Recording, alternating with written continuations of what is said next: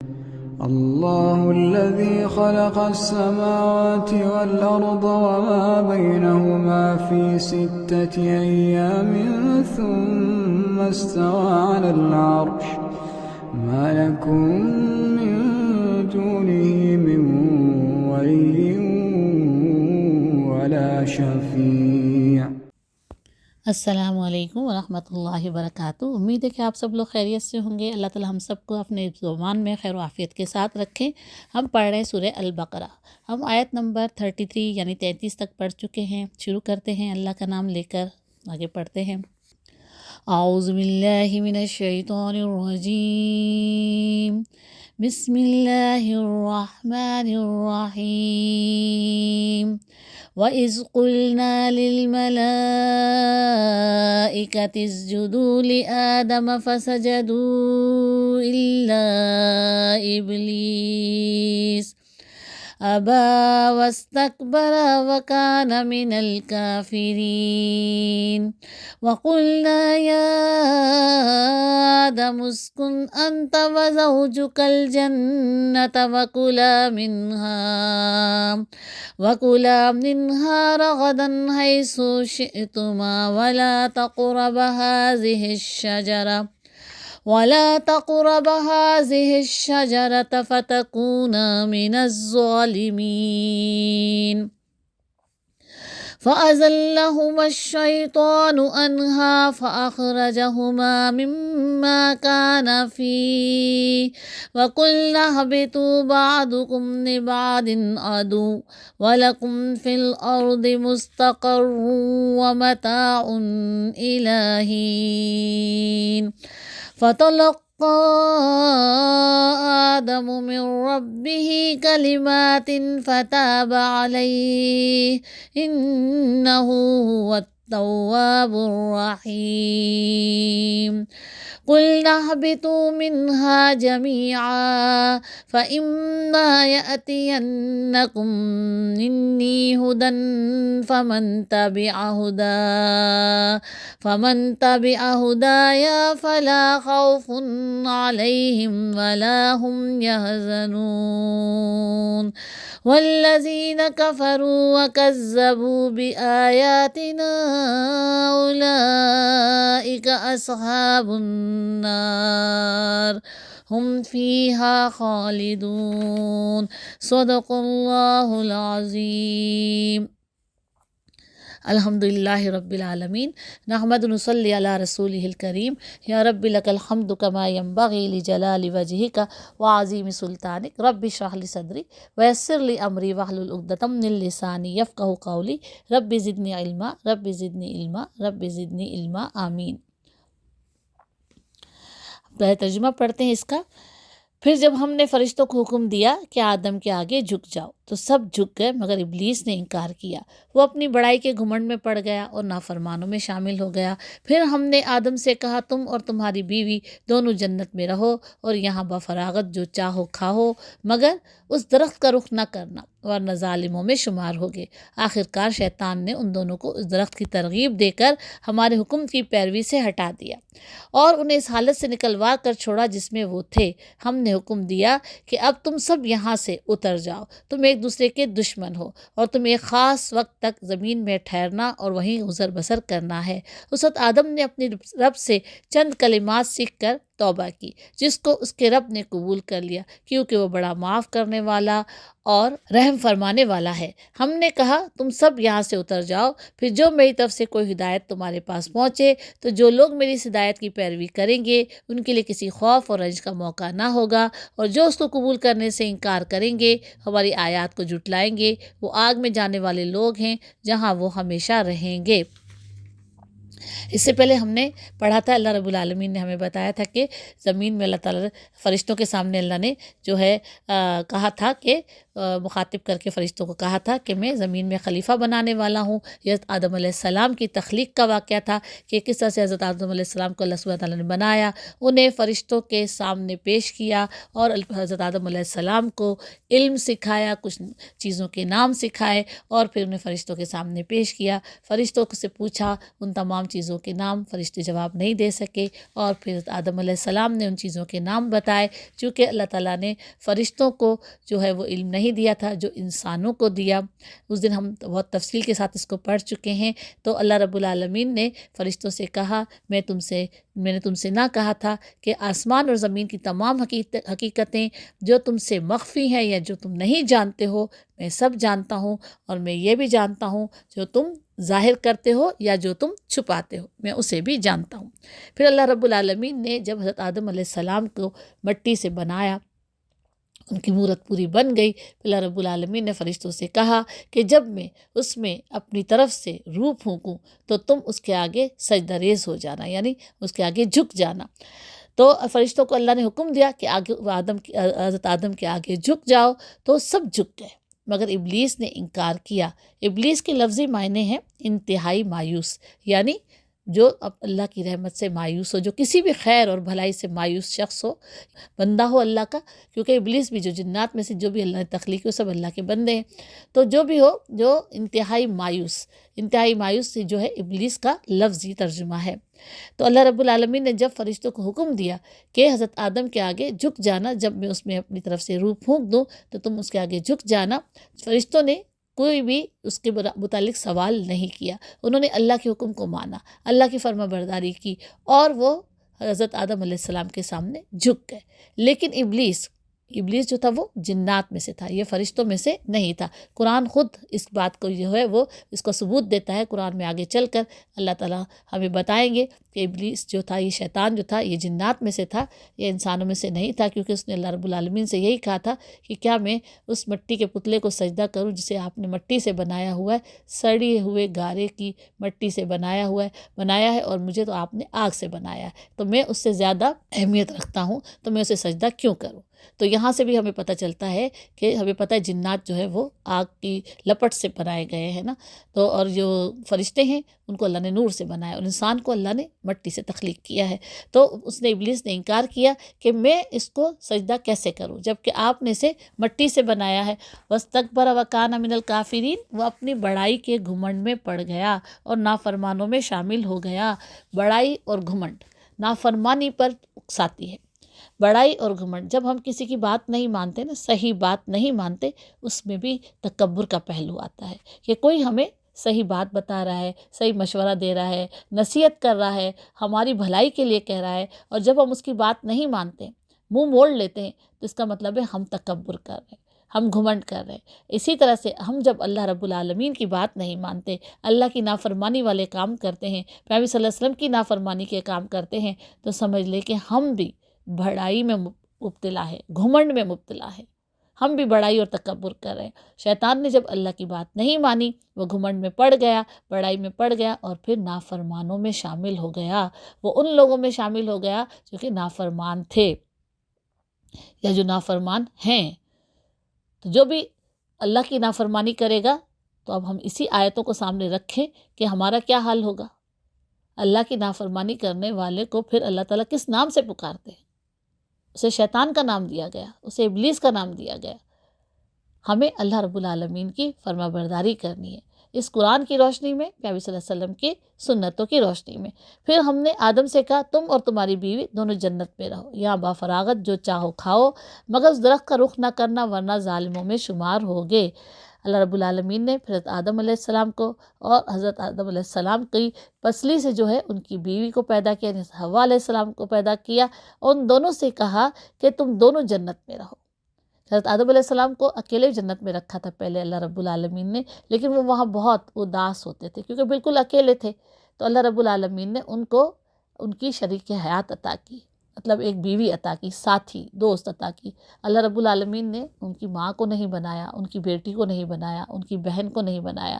سب سے پہلا رشتہ جو تخلیق کیا وہ کیا تھا؟ بیوی کا، ساتھی، ہمدرد، غم گسار، ساتھ دینے والی، محبت کرنے والی۔ ہم بیویوں کو اللہ رب العالمین نے، اس بیوی کا جو رتبہ ہے نا، یہ رشتہ جو اللہ نے سب سے پہلے بنایا، اور اس رشتے میں یہ رشتہ جو ہے جتنا مضبوط ہے اتنا ہی کمزور بھی ہے۔ اس رشتے کو قائم کرنے میں مرد اور عورت دونوں کا جو ہے آپس میں ایک جگہ پر ہونا ضروری ہے، یعنی ان دونوں کو جو ہے اپنی اپنی انسان کے جو احساسات ہوتے ہیں، جو جذبات ہوتے ہیں، اپنی جو خواہشات ہوتی ہیں، ان کی قربانیاں دے کر ایک دوسرے کا ساتھ دینا ہوتا ہے۔ اس رشتے میں سیلفش نہیں ہونا ہوتا ہے۔ اس رشتے میں کیا ہوتا ہے؟ اس رشتے میں تو صرف ایک دوسرے کے ساتھ محبت ہوتی ہے۔ اس رشتے میں ایک دوسرے کے لیے قربانی کا جذبہ ہوتا ہے۔ اس رشتے کو نبھانے کے لیے ایک دوسرے کا ساتھ دینا ہوتا ہے۔ دکھ ہو، سکھ ہو، غم ہو، خوشی ہو، ہر حال میں، دھوپ ہو یا سایہ ہو، ہر حال میں اس رشتے میں ایک دوسرے کا ساتھ دینا ہوتا ہے۔ جب ہم سیلفش ہو جاتے ہیں نا، جب شوہر کہتا ہے صرف میرے ہی حقوق ادا کیے جائیں یا بیوی کہتی ہے صرف میرے ہی حقوق ادا کیے جائیں، تو پھر ہم سیلفش ہو جاتے ہیں اور پھر وہ رشتہ آگے چل نہیں پاتا ہے، اس میں برکت نہیں ہوتی ہے۔ اللہ نے سب سے پہلے آدم علیہ السلام کو بیوی کا رشتہ عطا کیا، ایک ساتھی، ایک اچھی دوست، ایک محبت کرنے والی، اور حضرت آدم کو بھی حضرت حوا کے لیے ایک دوست اور ہمدرد بنایا۔ تو اللہ رب العالمین کہتے ہیں کہ دونوں کو میں نے کہا اب اس جنت میں رہو، اور پھر جہاں پر جو چاہے کھاؤ، بفراغت کھاؤ، یہاں سے وہاں جہاں جانا ہے، جو کچھ کرنا ہے کرو، لیکن ایک درخت ہے، اس کی نشاندہی کر دی گئی، اس درخت کا رخ نہ کرنا۔ یہاں پر یہ نہیں بتایا کہ اس کا پھل مت کھانا یا پتے مت کھانا، یہاں پر صرف یہ کہا گیا اس درخت کا رخ مت کرنا، یعنی اس کے قریب بھی مت جانا۔ اب ان کو کیا منع کیا گیا تھا کہ پھل نہیں کھانا یا پتے نہ کھانا؟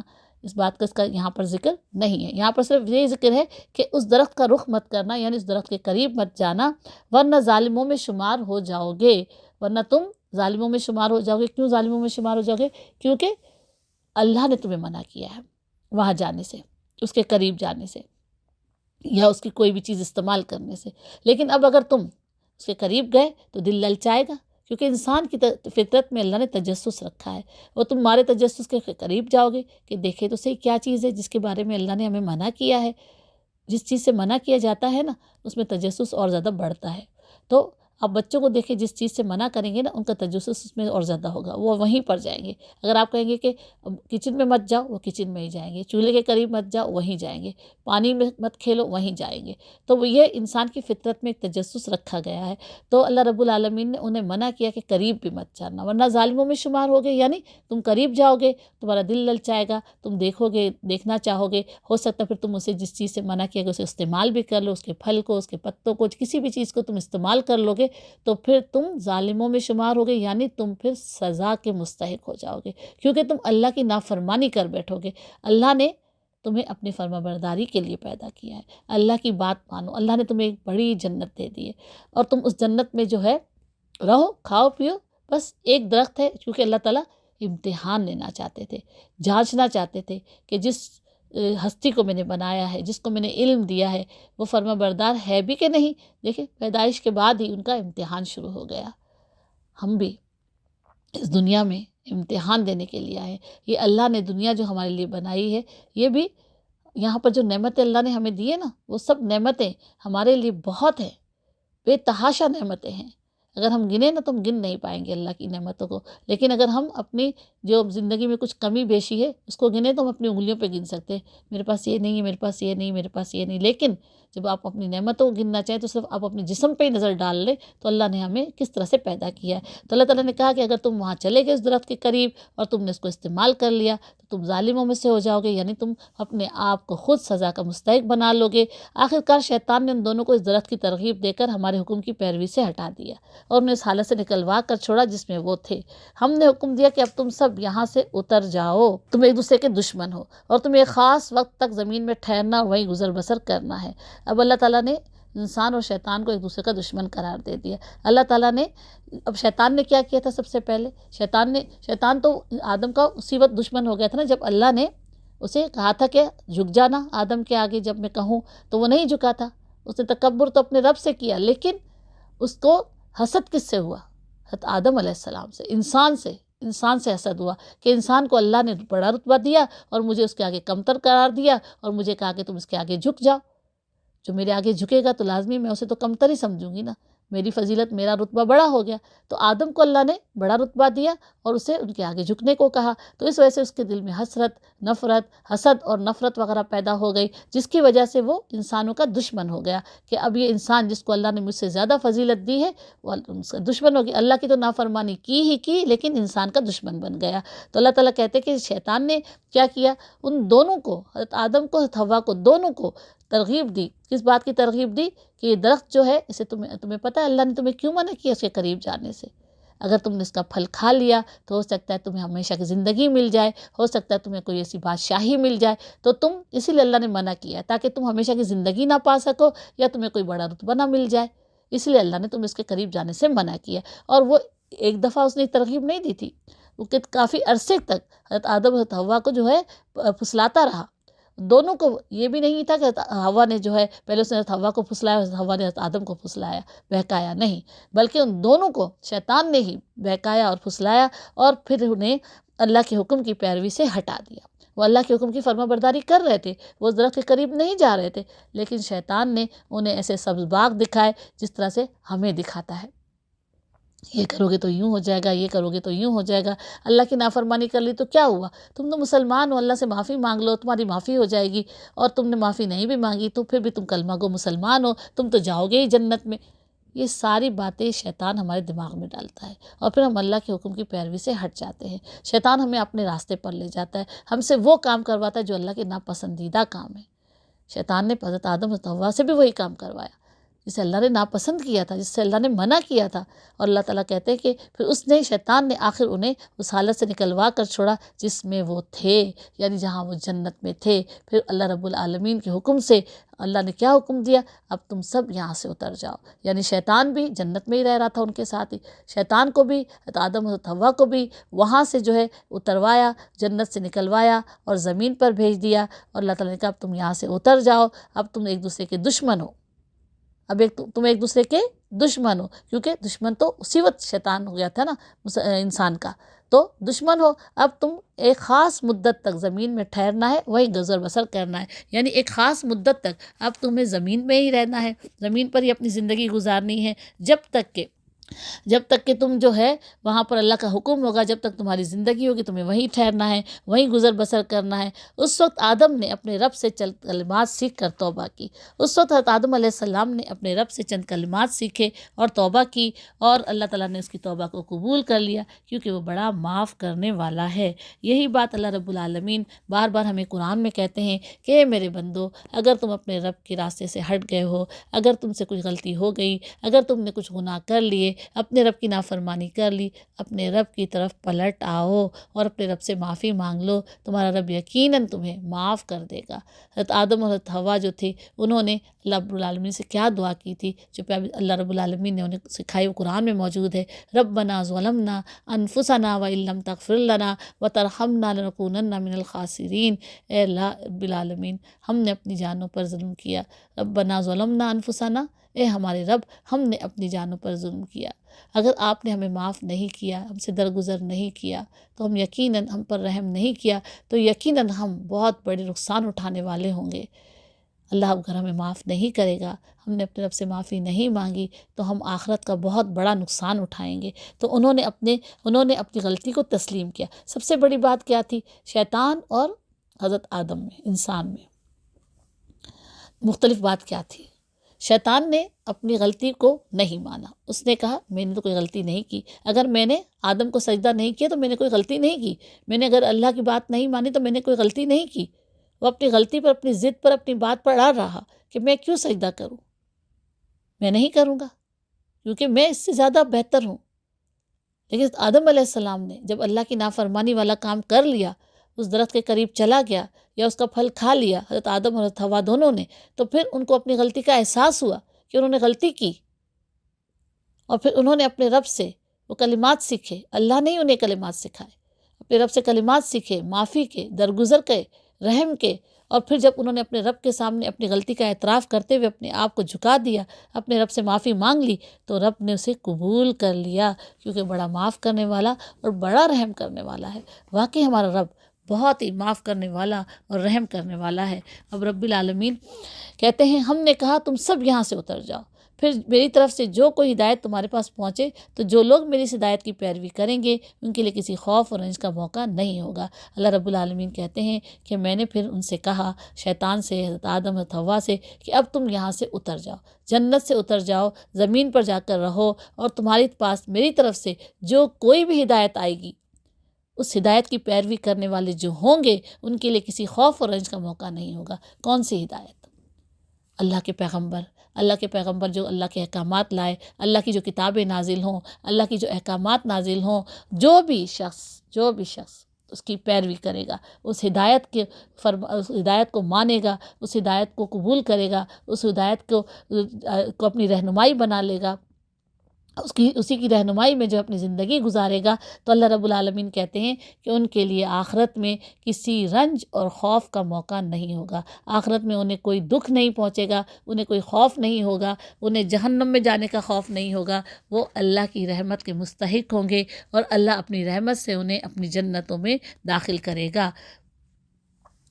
اللہ رب العالمین بتا رہے کہ جو لوگ اس کو قبول کرنے سے انکار کریں، ہماری آیات کو جھٹلائیں گے، وہ آگ میں جانے والے لوگ ہیں جہاں وہ ہمیشہ ہمیشہ رہیں گے۔ اللہ رب العالمین کہہ رہے ہیں کہ جو لوگ میری ہدایات کو جھٹلائیں گے، جو آیتیں اللہ کی ہمارے پاس آئیں گی، اللہ کی جو رہنمائی ہمارے پاس آئے گی، جو اللہ تعالیٰ ہمارے پاس اپنے پیغمبروں کے ذریعے، انسانوں کے پاس اپنے پیغمبروں کے ذریعے اپنی آیات نازل کریں گے، اپنے احکامات بھیجیں گے، جو لوگ ان کو قبول کرنے سے انکار کریں گے، یعنی جو کفر کریں گے، جو شرک کریں گے، جو منافقت اختیار کریں گے، اللہ تعالیٰ کہتے ہیں کہ وہ آگ میں جانے والے لوگ ہیں جہاں وہ ہمیشہ ہمیشہ رہیں گے، ہمیشہ ہمیشہ وہیں پر رہیں گے۔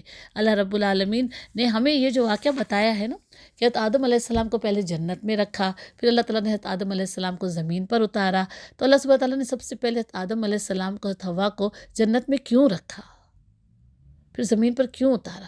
ڈائریکٹ زمین پر اتار دیتے۔ جنت میں رکھنے کا مقصد کیا تھا؟ جنت میں رکھنے کا مقصد یہ تھا کہ حضرت آدم علیہ السلام، حضرت حوا علیہ السلام جو ہے وہ دیکھیں جنت ہے کیا، جنت کیسی ہے، تاکہ اگر وہ زمین پر اتارے جائیں تو پھر اسی جنت کے حصول کے لیے کوشش کریں، دوبارہ غلطیاں نہ کریں، نافرمانی والے کام نہ کریں۔ جب ہم کسی چیز کو دیکھ لیتے ہیں نا، وہ ہمیں پسند آ جاتی ہے نا، تو ہمیں اس کو لینے کے لیے دل مچلنے لگتا ہے، ہمارا دل چاہتا ہے کہ بس یہ چیز مجھے مل جائے۔ ہم اگر مارکیٹ جاتے ہیں، بازار جاتے ہیں کبھی کسی خریداری کے لیے، کسی کام کے لیے، تو وہاں اگر ہمیں کوئی ایسی چیز نظر آ جاتی ہے جو ہمیں بہت زیادہ پسند آ جائے، اب دل چاہتا ہے کہ بس اسے خرید لیں، اسے لے لیں، اپنا بنا لیں، بس حاجت ایک دل میں خواہش جو ہے وہ شروع ہو جاتی ہے۔ جب جنت کو حضرت آدم علیہ السلام نے دیکھا نہ ہوتا، حضرت حوا علیہ السلام نے دیکھا نہ ہوتا، تو پھر ان کے دل میں خواہش کیسے پیدا ہوتی کہ اسی جنت کو دوبارہ حاصل کیا جائے جو کہ سب سے بہترین جگہ ہے۔ تو سب سے پہلے اللہ نے ان کو وہاں رکھا، ان کا نظارہ کرایا، اس کی زندگی سے وہ لطف اندوز ہوئے، اور پھر زمین پر اتارا تاکہ آدم اور حوا علیہ السلام اپنے بچوں کو بھی، آنے والی نسلوں کو بھی اس جنت کے بارے میں بتائیں اور اس شیطان مردود سے بھی آگاہ کریں کہ جنہوں نے انہیں بھٹکایا۔ اللہ کی جنت کے بارے میں جب تک بتائیں گے نہیں، جب تک پتہ کیسے چلے گا؟ جب ہم قرآن میں جنت کے بارے میں چھوٹا سا، اللہ نے ہمیں تھوڑا سا بتایا جنت کے بارے میں بھی اور جہنم کے بارے میں بھی نا، جنت کے بارے میں قرآن میں بہت تھوڑا سا اللہ نے ہمیں بتایا، صرف ہمیں جو ہے اس کی طرف جو ہے رغبت کرنے کے لیے، ورنہ جنت تو قرآن میں جو ذکر کیا گیا اس سے کہیں زیادہ خوبصورت ہے، اس سے کہیں زیادہ آسائشیں وہاں موجود ہیں۔ تو اس جنت کے بارے میں جب انہوں نے دیکھا، جب وہاں رہے، جب اس کو برتا، تو دوبارہ وہاں جانے کی خواہش پیدا ہوئی۔ فرض کریں کہ اگر ہم اس دنیا میں کسی ایسی ملک میں رہ رہے ہیں جہاں پر ہمیں سہولیات نہیں ہیں، کوئی وہاں بہت پسماندہ علاقہ ہے، لیکن اگر ہمیں کبھی موقع ملتا ہے کسی ایسے ملک میں جانے کا جو بہت خوبصورت ہے، جہاں پر بہت ساری سہولیات موجود ہیں زندگی گزارنے کی، جہاں پر بہت ساری جو انسان کو آسانیاں میسر ہیں، تو پھر جب اپنے ملک میں واپس بھی آ جائے نا، دل مچلتا رہتا ہے کہ وہاں جائیں، وہاں جا کر رہیں، بہت اچھا موسم ہے وہاں کا، بہت اچھی سینریز ہیں، خوبصورت ہے، اور سب سے بڑی بات یہ کہ وہاں پر بہت ساری آسانیاں ہیں زندگی گزارنے کے لیے، وہاں پہ الیکٹریسٹی ہے، وہاں پر پانی ہے، وہاں پر یہ ہے جو کہ وہ پسماندہ علاقے میں موجود نہیں ہے، تو ہمارا دل وہاں جا کر رہنے کو چاہتا ہے۔ تو اسی طرح سے اس مثال کو اگر ہم اس طرح سے رکھیں کہ اللہ رب العالمین نے آدم علیہ السلام کو جنت میں رکھا تاکہ وہ جنت ان کے لیے ایک جو ہے اپنی طرف ان کو اٹریکٹ کرے، انہیں پتہ چلے اب جنت میں جب رہ رہے تھے اس میں اور جب زمین پر اتارے گئے اس میں کتنا فرق ہے، زمین پر رہنا کیسا ہے اور جنت میں رہنا کیسا ہے، ان دونوں کا فرق واضح طور پر ان کے سامنے آ جائے، تاکہ پھر اس جنت کے حصول کے لیے وہ اپنی زندگی میں کام کریں اور اللہ کی نافرمانی نہ کریں۔ اسی طرح قرآن میں اللہ تعالیٰ ہمیں جنت اور جہنم کے بارے میں بتاتے ہیں. جب ہم قرآن نہیں پڑھتے نا تو ہمیں جنت اور جہنم سے اتنی آگاہی نہیں ہوتی، اور نہ ہی ہمیں یہ پتہ چلتا ہے کہ وہ کون سی احکامات ہیں اللہ کے جن پر عمل کرنے کے بعد ہم اللہ کی جنت کے حقدار ہو سکتے ہیں، اور کون سی ایسی باتیں ہیں جن کو اللہ نے حرام قرار دیا ہے. اگر ہم وہ کرتے رہے، اللہ کی نافرمانیاں کرتے رہے، تو ہم اللہ نہ کرے کہیں جہنم کے مستحق نہ ہو جائے. اللہ تعالیٰ ہم سب کو جہنم سے بچائے. اللہم اجرنا من النار. تو اللہ رب العالمین نے اسی لیے حضرت آدم علیہ السلام، حضرت حوا علیہ السلام کو جو ہے پہلے جنت میں رکھا، تاکہ وہ ان کو اس کا مزہ لے اور ان کو پتہ چلے کہ جنت کیا ہے. پھر جب زمین پر اتارا گیا تو واضح طور پہ فرق نظر آ گیا کہ جنت اور زمین پر رہنا تو بالکل اسی طرح سے ہے، ان کے بیچ میں فرق ہے جیسے کہ زمین اور آسمان. اسی طرح سے فرق ہے. اتنا مطلب آسمان جتنا بلند ہے، جتنی اس کی فضیلت ہے، اور ہمیں نہیں علم کہ وہاں پر کیا کچھ ہے، اور زمین جو ہے وہ ہمیں لگتی کہ اس سے بہت پست ہے، بہت نیچے ہے. تو اسی طرح سے ان کا فرق بھی ایسا ہی تھا. جنت اور اس زمین کا فرق بھی ایسا ہی ہے کہ وہ بہت ایک بلند مقام ہے، بہت خوبصورت مقام ہے. زمین تو اس کے آگے کچھ بھی نہیں ہے. اس زمین کی خوبصورتیاں، رنگینیاں اس جنت کی رنگینیوں اور خوبصورتیوں کے آگے کچھ بھی نہیں ہے. تو اللہ رب العالمین جو ہے انہوں نے ان کو جنت میں رکھا تاکہ ان کے اندر جو ہے یہ ان کو پتہ ہو کہ جنت کیا ہے، اور اس کے حصول کے لیے کوشش کریں، اور اپنے اولادوں کو بھی، اپنی نسلوں کو بھی اس کے بارے میں جو ہے وہ آگاہ کریں. اسی لیے اللہ رب العالمین نے انہیں پہلے جنت میں رکھا، اور بعد میں جو ہے وہ ان کی ایک غلطی کی وجہ سے جو اللہ کے حکم کی نافرمانی کی وہ زمین پر اتارے گئے. کیونکہ اللہ رب العالمین نے اصل میں ان کو کوئی سزا نہیں دی تھی. بہت سارے لوگ یہ کہتے ہیں کہ ان کو سزا ملی، سزا نہیں دی تھی. اللہ رب العالمین نے تو پہلے ہی فرشتوں کو بتا دیا تھا نا کہ میں زمین میں اپنا ایک خلیفہ مقرر کرنے والا ہوں. اللہ رب العالمین کا منصوبہ تو تھا کہ حضرت آدم علیہ السلام، حضرت حوا علیہ السلام، ان کی نسلوں کو، ہم سب کو زمین پر رکھیں گے، اور جنت تو ہمیں ہماری اس زندگی کے بدلے میں عطا کی جائے گی. یعنی اس زندگی میں ہم جو کچھ کریں گے نا اسی کا رزلٹ ہوگا جو ہمیں جنت ملے گی. جو اب ہم یہاں پر امتحانات دیں گے، اب اس کا جو نتیجہ نکلے گا اس کے نتیجے میں ہمیں جنت ملے گی. یہ تو اللہ رب العالمین کا پہلے سے منصوبہ تھا. حضرت آدم علیہ السلام کو، حضرت حوا علیہ السلام کو کوئی سزا کے طور پر زمین پر نہیں اتارا گیا تھا. زمین کو اللہ نے آباد کرنے کے لیے بنایا تھا ہم انسانوں سے. اور اللہ تعالیٰ نے ہمیں اس لیے بنایا، ہماری زندگی کا مقصد یہ تھا کہ اللہ تعالیٰ کہتے ہیں نا، اللہ تعالیٰ نے زندگی اور موت اور زندگی کو پیدا کیا تاکہ دیکھے کہ تم میں سے کون اچھے عمل کرتا ہے. اللہ تعالیٰ نے ہم انسانوں کو پیدا کیا، پھر ہم انسانوں کے اعمال کی جانچ پڑتال کے لیے ہمیں زمین پر اتارا، اور پھر ہمیں انشاءاللہ تعالیٰ اپنے اچھے اعمال کا بہت اچھا نتیجہ جنت کی صورت میں ملنے والا ہے. اللہ تعالیٰ ہم سب کو اپنی نافرمانی سے محفوظ رکھے. اللہ تعالیٰ محفوظ رکھے کہ ہم شیطان کے راستے پر چلیں. اللہ تعالیٰ ہمیں اس راستے پر چلنے کی توفیق عطا فرمائے جو سیدھا اور سچا راستہ ہے، صراط مستقیم ہے، تاکہ ہم اپنے رب کی جنت کے حقدار ٹھہریں. وآخر دعوانا الحمدللہ رب العالمین. سبحانک اللہم وبحمدک نشہد ان لا الہ الا انت نستغفرک ونتوب الیک. سبحان اللہ بحمدہ، سبحان اللہ العظیم، سبحان اللہ بحمدہ، سبحان اللہ العظیم، سبحان اللہ بحمدہ عدد خلقہ ورضا نفسہ وزنۃ عرشہ مداد کلماتہ. اللہ اکبر کبیرہ والحمد للہ کثیرہ وسبحان اللہ بکرۃ واصیلہ. وصلی اللہ علی سیدنا مولانا محمد وعلی آلہ واصحابہ بارک وسلم تسلیما کثیرا. رب اغفر وارحم وانت خیر الراحمین. رب ارحمہما کما ربیانی صغیرا. اللہم اغفر لی ولوالدی وذریتی وللمؤمنین والمؤمنات والمسلمین والمسلمات الاحیاء منہم والاموات. ربنا آتنا فی الدنیا حسنۃ وفی الآخرۃ حسنۃ وقنا عذاب النار. آمین. ربنا تقبل منا انک انت السمیع العلیم وتب علینا انک انت التواب الرحیم. سبحان ربک رب العزۃ عما یصفون وسلام علی المرسلین والحمد للہ رب العالمین. آمین. السلام علیکم ورحمۃ اللہ وبرکاتہ.